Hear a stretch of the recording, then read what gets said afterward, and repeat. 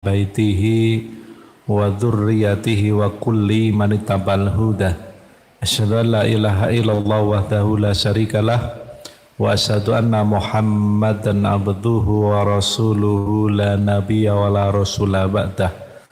Tsumma ukhaykum bi tahiyatil islamiyah tahiyatin thayyibatin mubarakah tahiyatin bi indillahi tahiyatin ahli jannah. Qala rabbi shrah li sadri wa yassir li amri wahlul 'uqdatam min lisani yafqahu qawli. Allahumma fa'na bima 'allamtana wa 'allimna ma yanfa'una warzuqna ilman yanfa'una bih. Ma'asyiral muslimin, ikhwan billah yang dirahmati oleh Allah Subhanahu wa taala. Syukur alhamdulillah, marilah kita senantiasa haturkan kehadirat Allah Subhanahu wa taala dengan lisan kita, dengan hati kita, dan dengan amal soleh kita. Karena hakikat syukur adalah perpaduan dari ketiga unsur. Makanya di dalam Muqaddimah Balaghah disebutkan sarful abadi jami'an amallahu alaihi lama khuliqa liajalihi, bahwa seorang hamba yang mempergunakan pemberian, mempergunakan nikmat sesuai dengan pemberian dan nikmat itu diberikan, atau sesuai dengan fungsinya nikmat itu diberikan kepada hamba tersebut, maka itulah hakikat syukur yang sebenarnya. Dan berarti ketika kita diberikan kesehatan dan afiah, maka sehat dan afiah itu kita gunakan untuk beribadah kepada Allah Subhanahu wa taala, maka kita syukur atas kesehatan dan afiah yang diberikan oleh Allah Subhanahu wa taala. Karena hakikatnya manusia pun itu tercipta hanya untuk ibadah. Karena Allah menggunakan harfun nafyin, wa ma khalaqtul jinna wal insa illa liya'budun. Allah menafikan setiap perbuatan, menafikan setiap pekerjaan, menafikan setiap apa yang kita lakukan kalau itu tidak bermuatan ibadah. Nah, karena hanya untuk ibadah kepada Allah Subhanahu wa taala. Maka apapun yang kita lakukan di dunia ini senantiasa harus kita niatkan ibadah supaya kita mendapatkan ridho dari Allah Subhanahu wa taala. Karena keistimewaan atau keutamaan di dalam kita melaksanakan amaliyah kita itu adalah mendapatkan ridho dari Allah Subhanahu wa taala. Banyaknya amal itu tidak menjadi sebuah jaminan untuk kita bisa menghadap Allah dengan totalitas, dengan hidayah yang diberikan oleh Allah Subhanahu wa taala. Nah, karena banyaknya amal kalau itu tidak diridhai oleh Allah Subhanahu wa taala, tidak akan bisa mendorong kita masuk ke dalam surga. Contohnya adalah salah satu makhluk yang diciptakan oleh Allah Subhanahu wa taala bersama dengan para malaikat, namanya adalah Izzazil. Ada yang mengatakan Azazil. Ya. Makhluk ini beribadah kepada Allah Subhanahu wa taala selama 7.000 tahun. Kemudian karena ketaatannya kepada Allah Subhanahu wa taala sangat luar biasa, maka makhluk ini dijadikan ketua para malaikat oleh Allah Subhanahu wa taala. Namun ibadahnya yang sekian banyak itu ternyata gugur dan hilang lantaran membantah Allah Subhanahu wa taala ketika Allah Subhanahu wa taala memerintahkan fasjudu kepada Nabi Adam.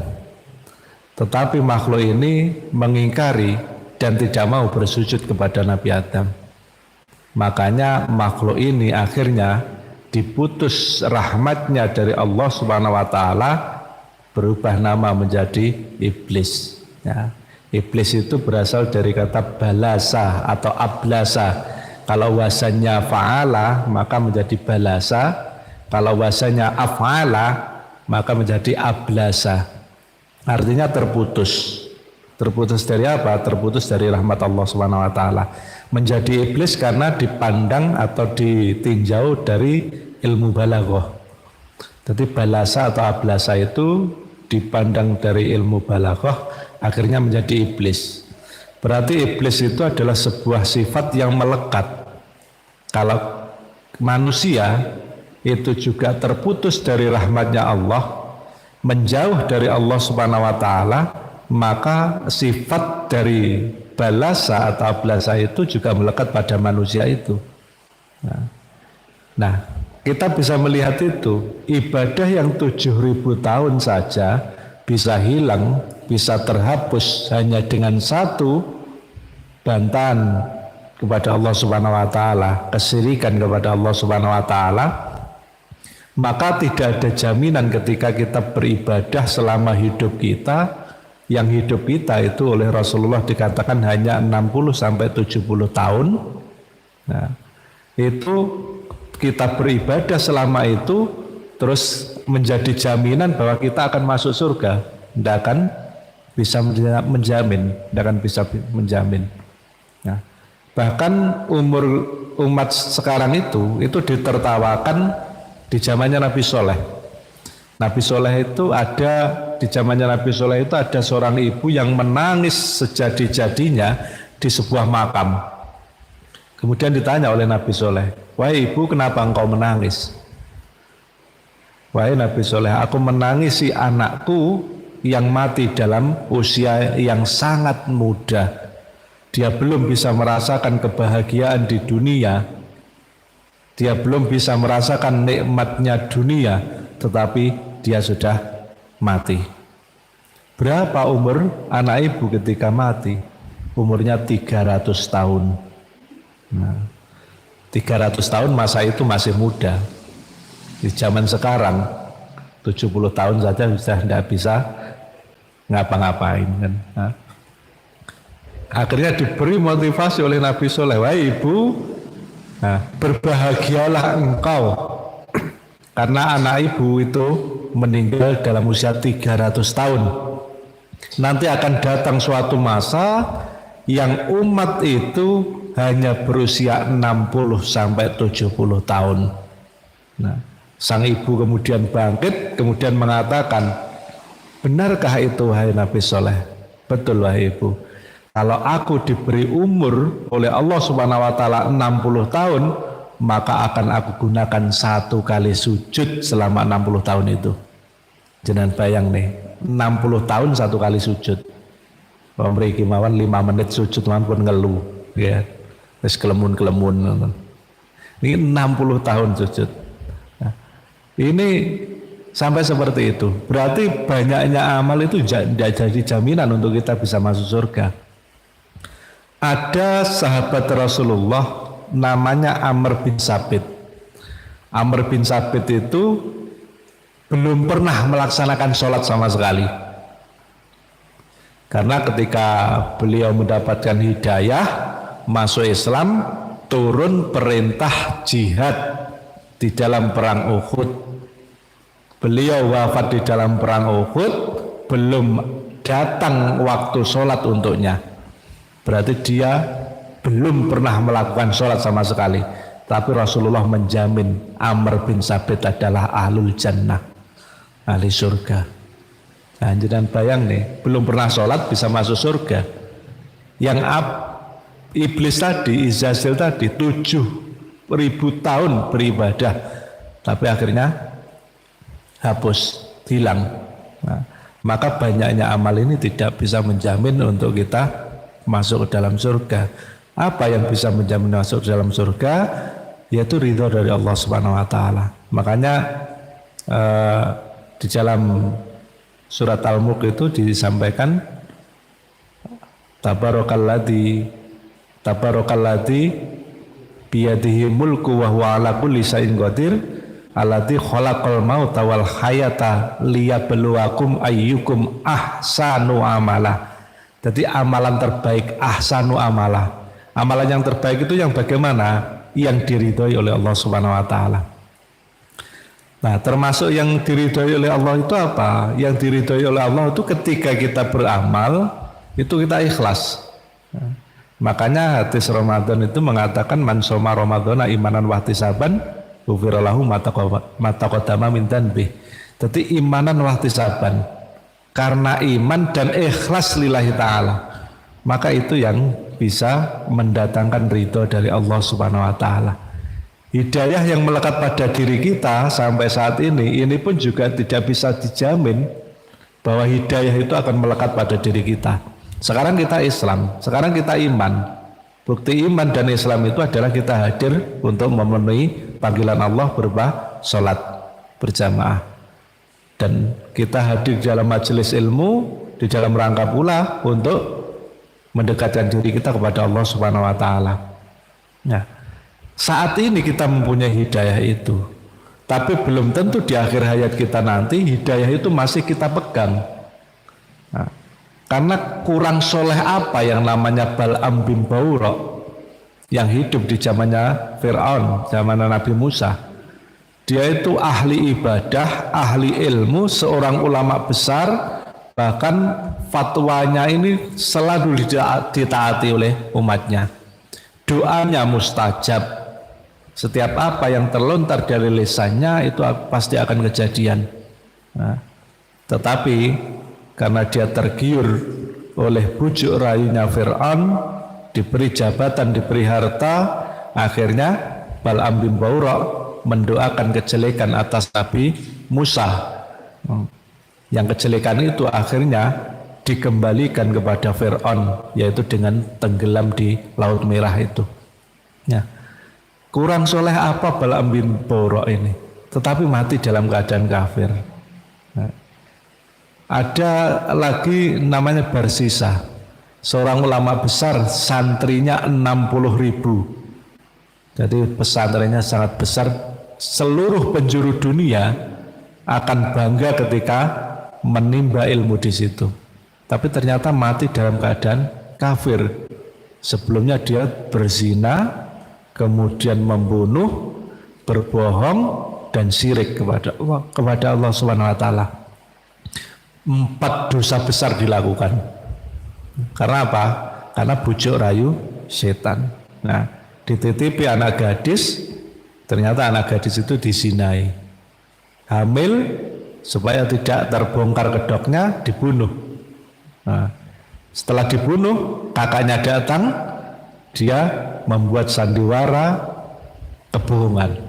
Nah, setelah ketahuan, dihukum, mau dipancung, di saat-saat ingin mau dipancung itu, setan datang dengan menawarkan keselamatan. Kalau engkau menyembahku, maka aku akan selamatkan engkau. Nah, begitu Barsisa menyembah, akhirnya dipancung, mati dalam keadaan kafir dengan melakukan 4 dosa besar. Nah, jadi itu Bapak Ibu, tidak ada jaminan hidayah itu akan melekat pada diri kita.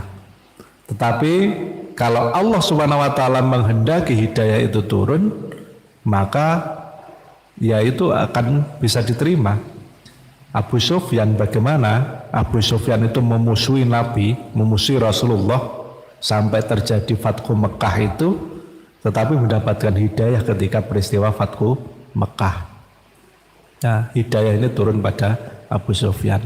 Jadi yang kita minta adalah supaya hidayah itu tetap pada diri kita. Lewat apa? Sehari semalam tentu kita akan mengucapkan ihdinas siratal mustaqim.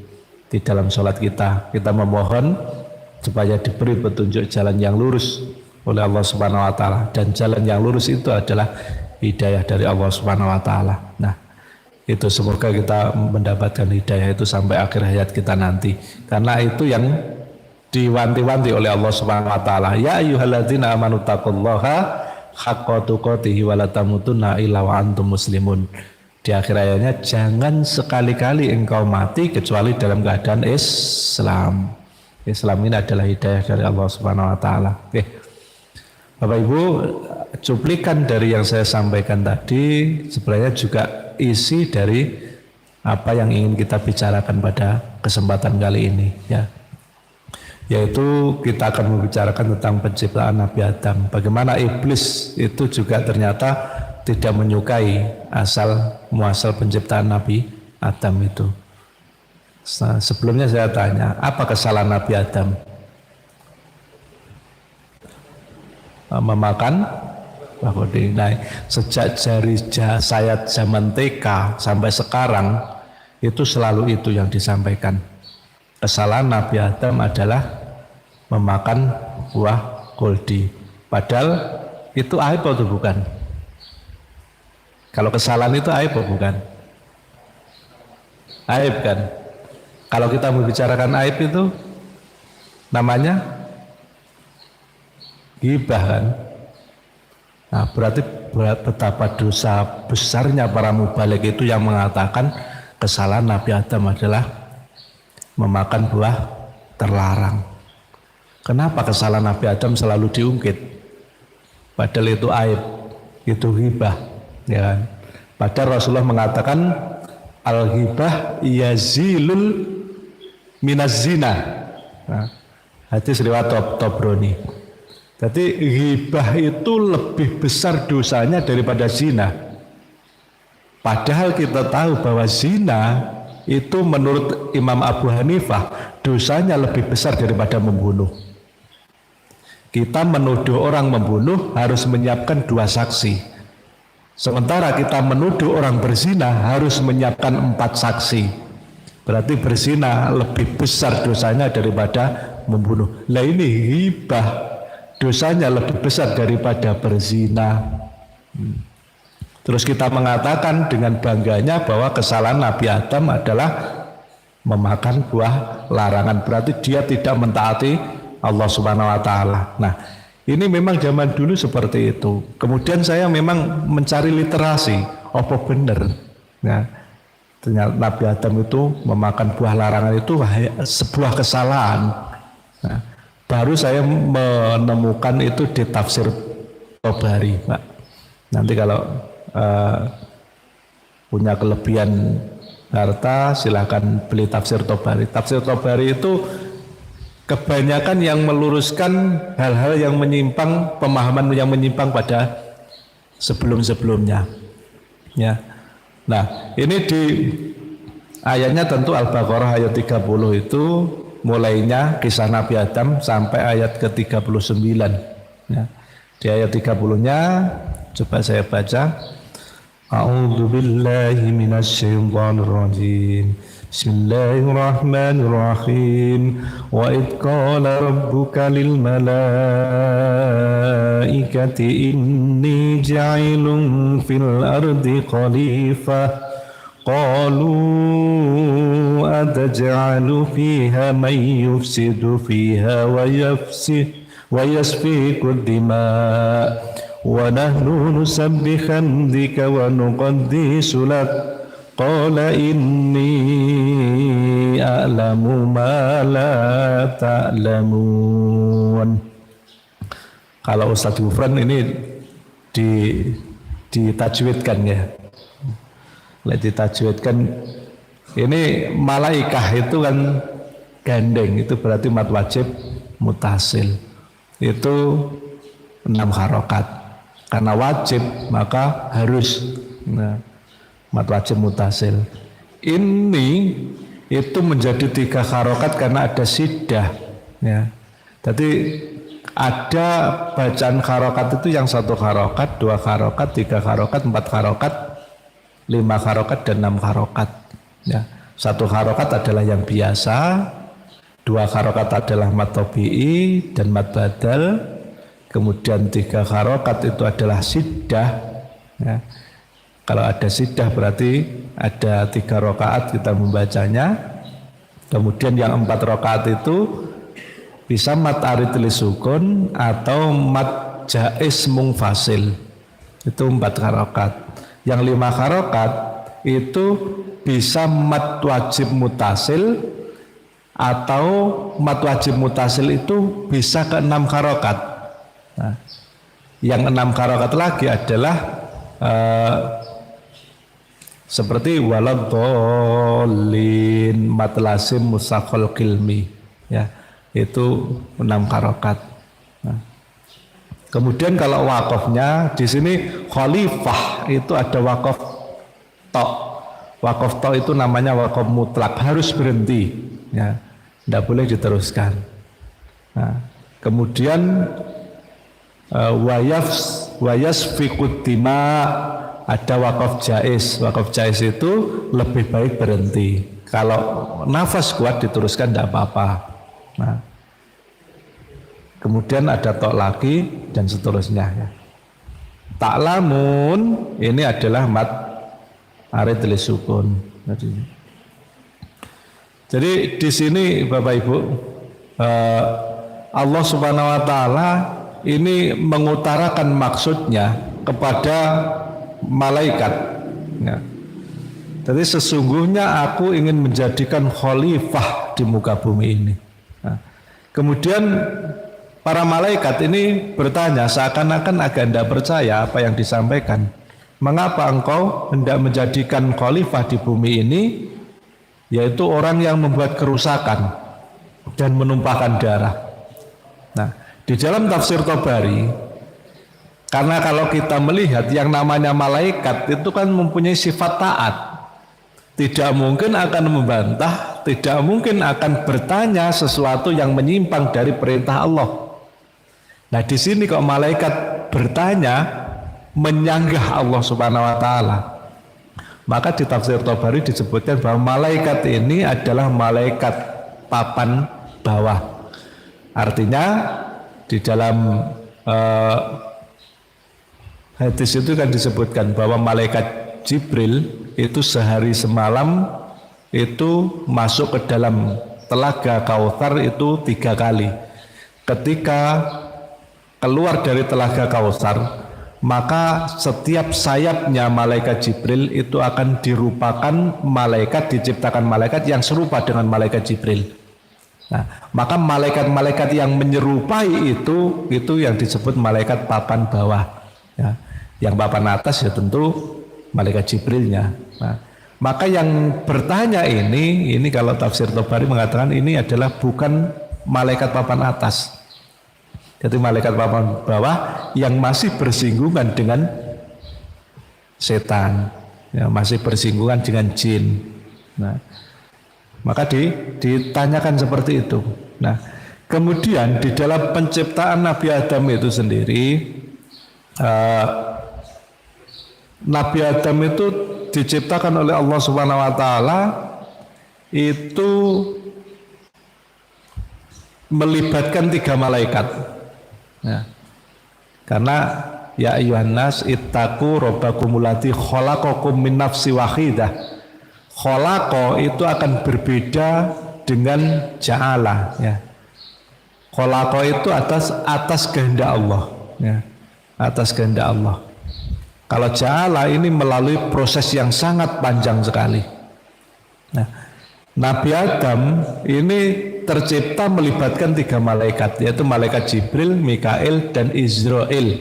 Nah, ini saya menyampaikan di tafsir Tabari ya. Nanti kalau tafsir lain agak berbeda, ya nanti bisa menjadi khasanah ilmu bagi kita semuanya. Nah, pertama adalah malaikat Jibril. Malaikat Jibril ini diperintah oleh Allah Subhanahu wa taala untuk mengambil tanah di bumi. Kemudian ketika malaikat Jibril datang ke bumi, maka bumi mengatakan, a'udzubillahi minka. Aku berlindung kepada Allah Subhanahu wa taala dari dirimu yang mau mengambil bagian dari diriku. Maka malaikat Jibril kembali kepada Allah Subhanahu wa taala. Wahai Allah, saya tidak berani mengambil bumi. Kenapa? Karena bumi berlindung kepada Engkau. Wong saya ini mendengar nama Engkau saja sudah begitu takdimnya, maka saya tidak berani. Allah tidak menyalahkan karena takdimnya malaikat Jibril itu kepada Allah hanya disebutkan dengan a'udzubillahi minka, akhirnya malaikat Jibril tidak berani. Kemudian diperintahkanlah malaikat Mikail, wahai Mikail, ambillah tanah dari bumi. Nah, Mikail juga gitu, ketika turun di bumi itu bumi mengatakan a'udzubillahi minka, aku berlindung kepada Allah atas engkau yang mau mengambil bagian dari diriku. Nah, malaikat Mikail juga kembali kepada Allah melaporkan hal yang sama seperti malaikat Jibril. Allah tidak menyalahkan. Kemudian Allah memerintahkan malaikat Israel untuk mengambil tanah.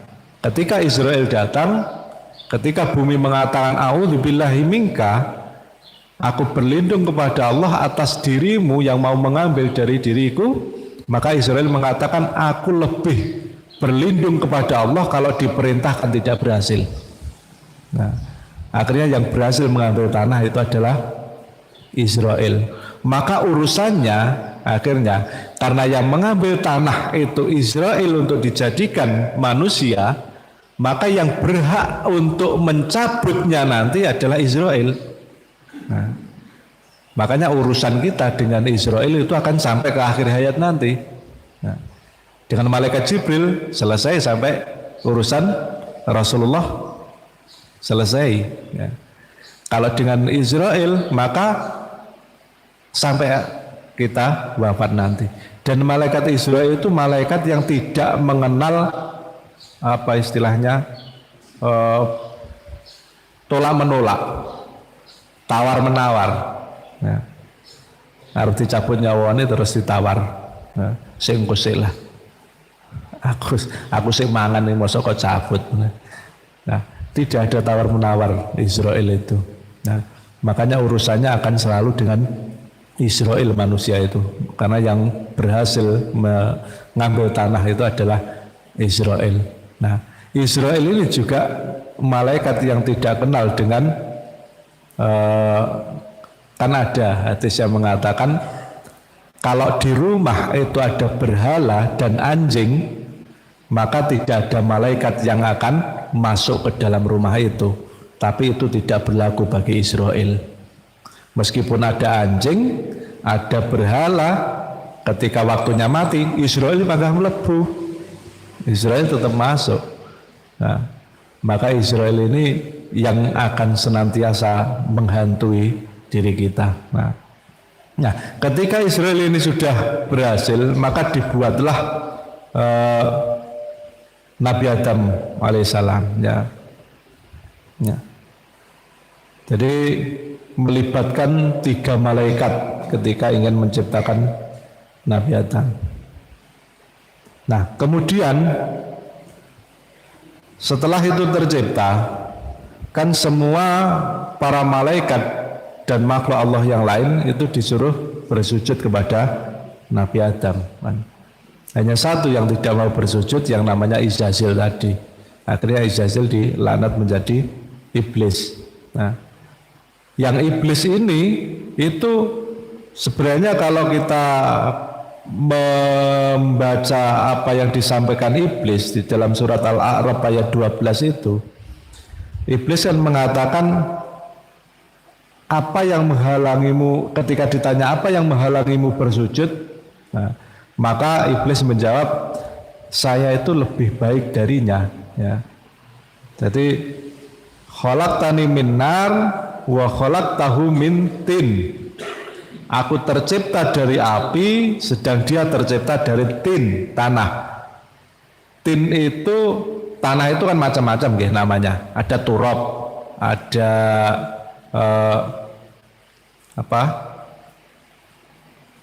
turab itu juga tanah. Ada mengatakan tanah lagi itu lazis.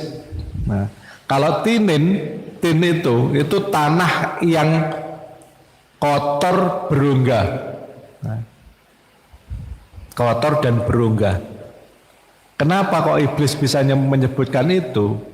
Padahal Allah Subhanahu wa taala belum pernah menjelaskan tentang sifat-sifat tanah kepada makhluk-makhluknya. Berarti termasuk iblis itu juga termasuk cerdas. Nah, jadi cerdas, menyebutkan bahwa itu dengan sebutan tinin, bukan turab. Tinin yaitu tanah yang kotor dan berongga. Kok bisa tahu kalau tanah itu berongga? Kalau tidak cerdas kan tidak mungkin. Nah, makanya dia tidak mau bersujud kepada Nabi Adam karena merasa paling tinggi derajatnya. Nah, berarti kesombongan pertama yang dilakukan itu adalah kesombongannya iblis ini. Maka siapapun yang sombong itu pasti berarti menjadi temannya iblis.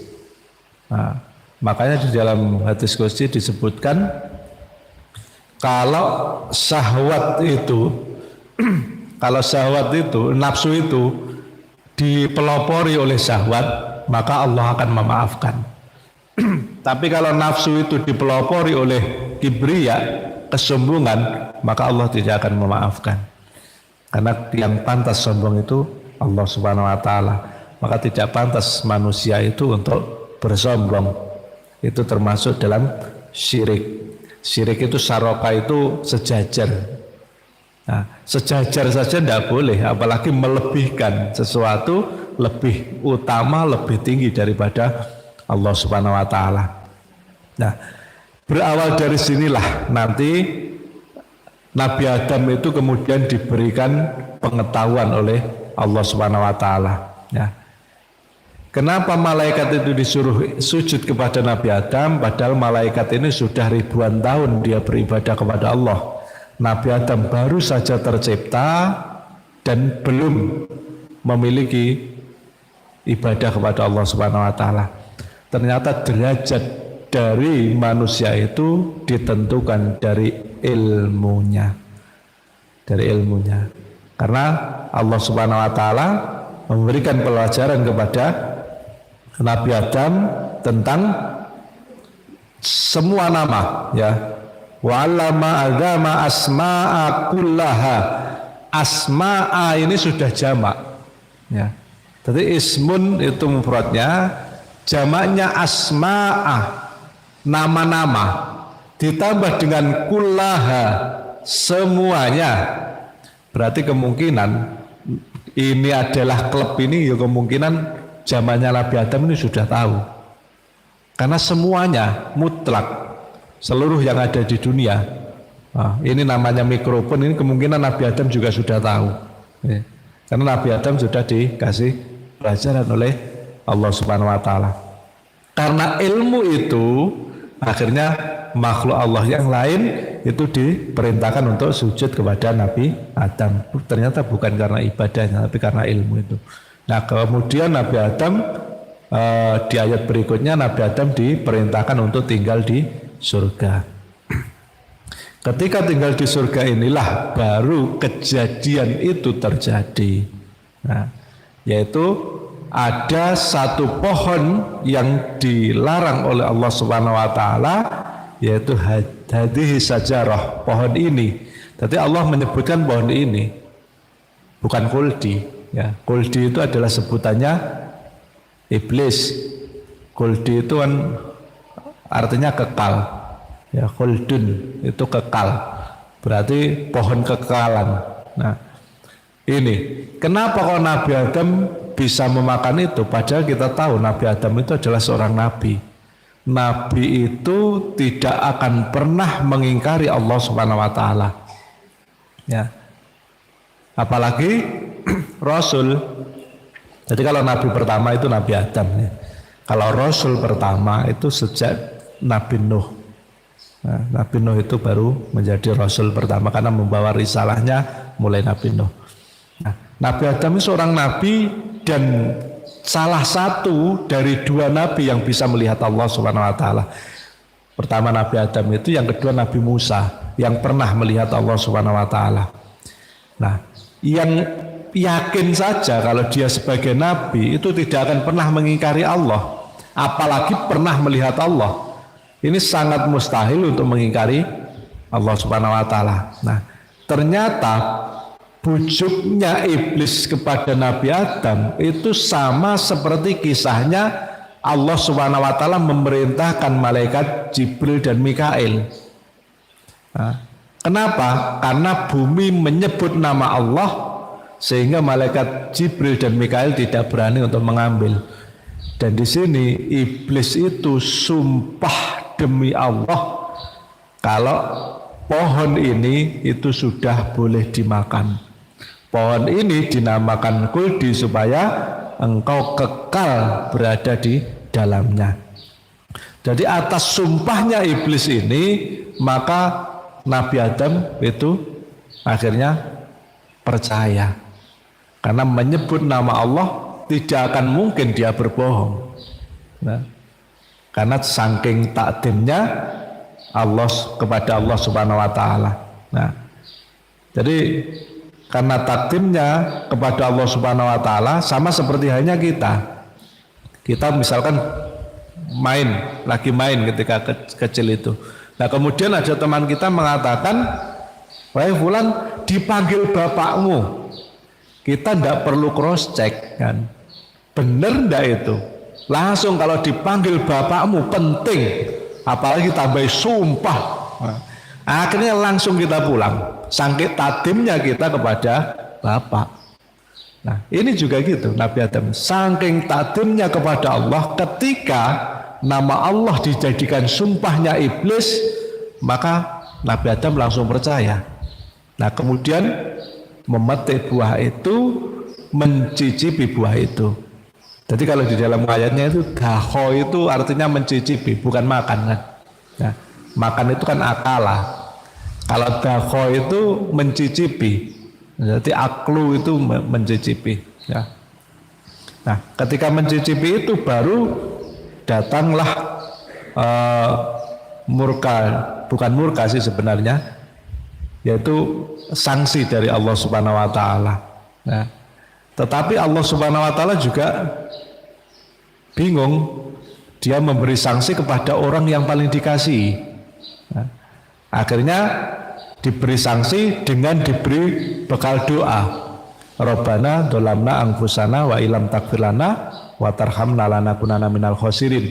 Nah, jadi podo karo jenengan ngusir anak, neng anak itu yang dikasih, yang paling disayangi. Akhirnya wis lu ngoleh, iki tak kei sangu.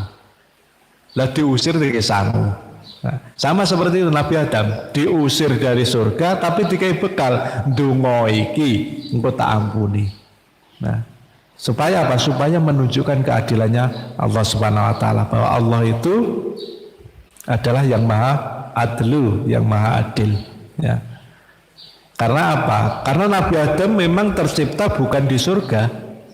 Kalau kita mengkaji kitab Miftah dari Sa'adah karangannya Ibnu Qayyim Al-Jauzi, itu disebutkan bahwa turunnya Nabi Adam ke bumi itu bukan karena sanksi dia melakukan kesalahan, tapi memang karena khalifah fil ard.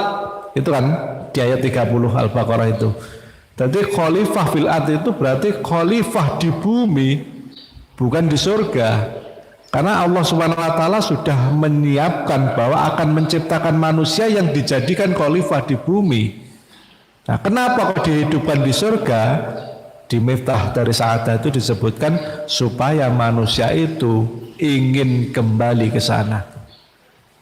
Jadi kalau sudah ditunjukkan kenikmatan-kenikmatan di suatu tempat, kemudian kita diungsikan ke tempat lain, maka dalam pikirannya pasti aku ingin ke sana lagi, aku ingin ke sana lagi, sehingga menempuh berbagai rintangan, berbagai cobaan, berbagai ujian untuk bisa sampai ke tempat yang dituju ini, ke tempat yang diinginkan itu kembali, yaitu di surga itu. Nah, jadi ini bukan hukuman, tetapi memang manusia itu diciptakan untuk tinggal di bumi, bukan di surga. Nah, jadi itu Bapak Ibu yang saya hormati. Jadi bukan sebuah kesalahan ketika memakan buah larangan itu, tapi karena saking takdimnya Nabi Adam kepada Allah Subhanahu wa taala. Maka dialognya saya carikan dialognya.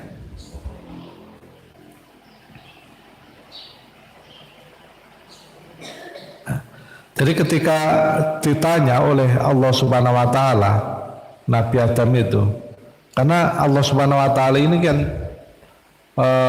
zat yang maha cemburu. Jadi Allah itu tidak mau kalau ada yang menyamainya atau orang yang diutamakan dari dirinya, maka Allah tidak mau.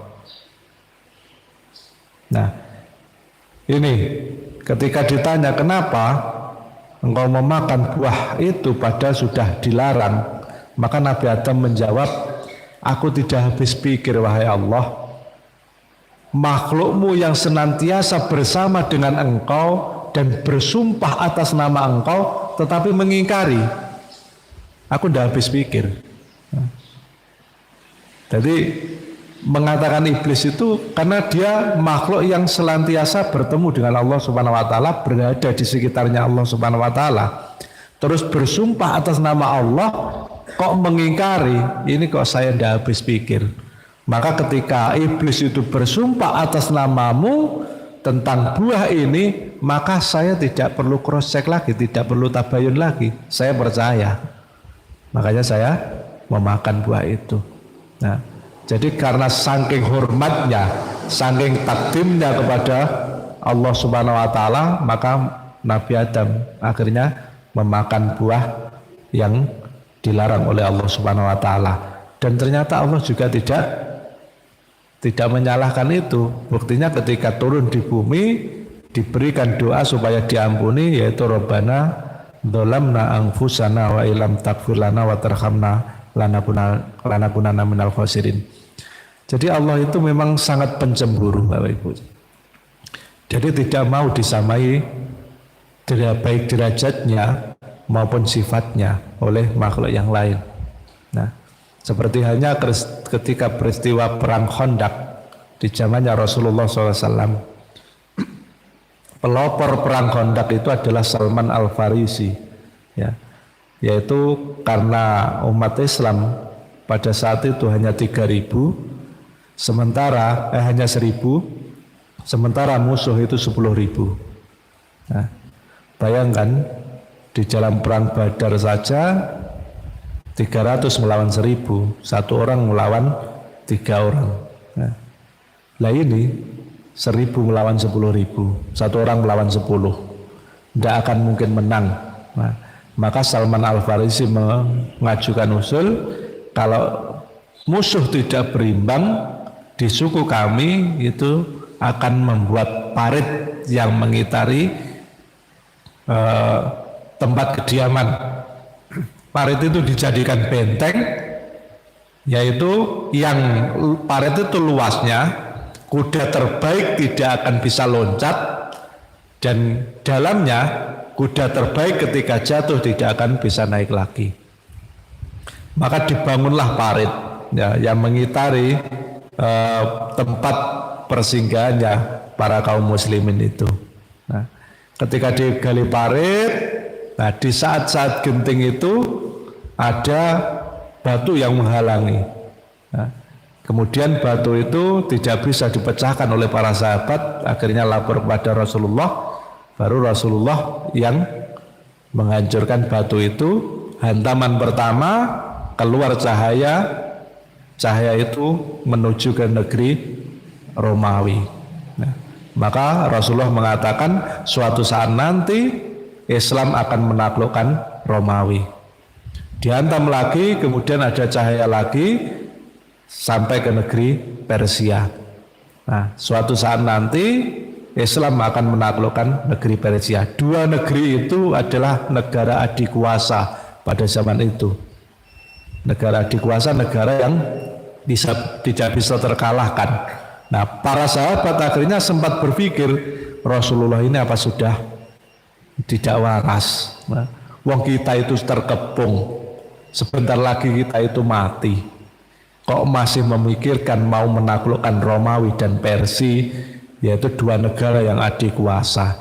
Ternyata itu menjadi kenyataan di zamannya Umar bin Khattab, yaitu bisa menaklukkan Persia dan Romawi. Nah, ketika digali parit besar itu, nah, akhirnya terjadilah perang. Kafir Quraisy mengepung kaum muslimin, yang itu ternyata terlihat parit yang besar dan dalam. Maka kaum kafir Quraisy hanya menunggu di luar parit. Nah, menunggu di luar parit, dah kita tunggu saja, pasti mereka nanti akan keluar untuk mencari makan. Kalau tidak keluar mencari makan, pasti mereka akan mati kelaparan. Nah, ditunggu sampai beberapa hari. Nah, kemudian datanglah musim dingin. Ya, yang musim dingin itu tentu kulkas zaman sekarang itu tidak menyaingi dinginnya. Nah, karena sampai abu Jahal, sampai Abu Jahal itu pergi meninggalkan pasukannya, saking dinginnya itu. Nah, akhirnya ketika Abu Jahal pergi meninggalkan pasukannya akhirnya pura-puranda kemudian pulang. Ya, tidak jadi berperang. Nah, ini adalah petunjuk dari Allah Subhanahu wa taala. Allah Subhanahu wa taala tidak ingin kalau Salman Al-Farisi itu menjadi tokoh di dalam perang Khandaq yang mengalahkan ide dari Rasulullah. Akhirnya terusirnya kafir Quraisy itu bukan karena paritnya, tapi karena musim dinginnya. Nah, jadi Allah itu sangat pencemburu dan tidak ingin kekasihnya itu juga dikalahkan idenya oleh orang lain. Meskipun Salman Al-Farisi memberikan ide untuk membuat parit, tapi ternyata bukan karena parit itu kalahnya musuh, tapi karena cuaca dingin. Jadi pencemburunya Allah sampai seperti itu. Nah, baik Bapak Ibu, karena sudah adzan Isya, maka sampai sini dulu apa yang kita bahas. Intinya adalah apa yang ada di dalam kisah ini, marilah kita ambil ibrahnya bahwa Nabi Adam itu tidak melakukan kesalahan secara murni, karena Nabi Adam itu juga saking takdimnya kepada Allah Subhanahu wa taala, karena iblis sudah mengaku dan bersumpah atas nama Allah Subhanahu wa taala, maka Nabi Adam karena takdimnya kepada Allah tidak perlu cross check lagi, langsung percaya dengan apa yang disampaikan oleh iblis. Ya, akhirnya berbuahlah sebuah doa, Rabbana dzalamna anfusana wa illam taghfir lana wa tarhamna lanakunanna minal khosirin itu. Baik Bapak Ibu yang saya hormati, mari kita akhiri thalabul ilmi kita itu dengan doa kifaratul majlis. Subhanakallahumma wa bihamdika asyhadu an la ilaha illa anta astaghfiruka wa atubu ilaik. Kami akhiri, nasrun minallah wa gharib wal faminkum. Assalamualaikum warahmatullahi wabarakatuh.